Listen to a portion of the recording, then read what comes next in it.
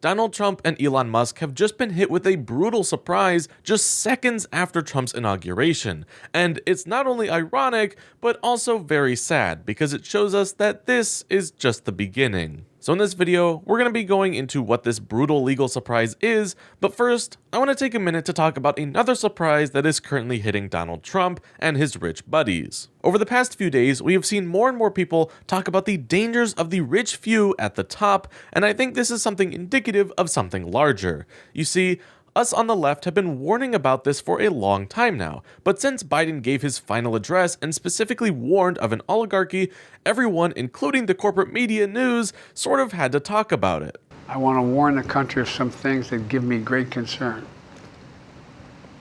This is a dangerous concentration, and that's a dangerous concentration of power in the hands of a very few ultra-wealthy people.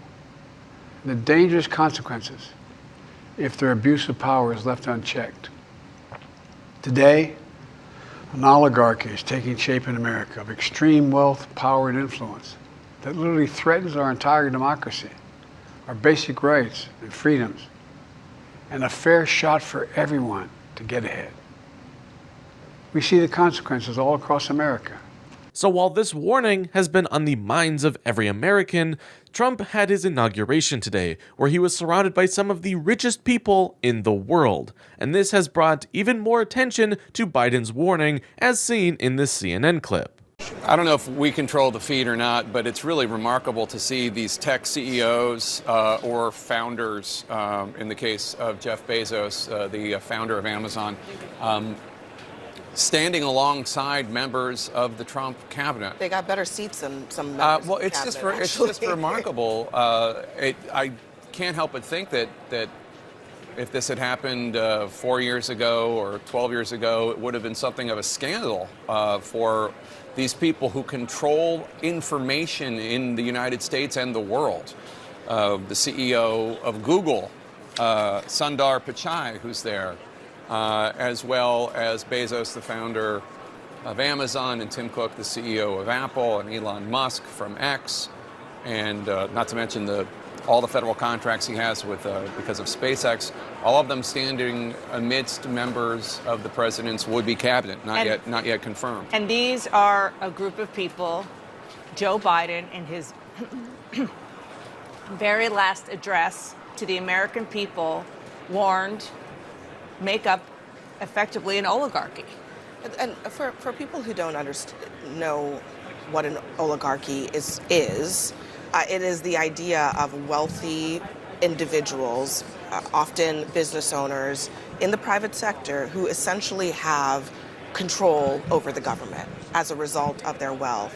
So I think Trump is going to be surprised about this because he was not expecting Biden to bring attention to this at all. And now everyday people who really only watch a few bits of the corporate news are now going to be waking up and seeing just how corrupt the government, especially Trump's government, is going to be. And I think it's only a matter of time until average everyday Americans realize that it's a giant rich party that we're not invited to. And this is bound to reflect poorly with the people who specifically voted Trump in to lower their prices.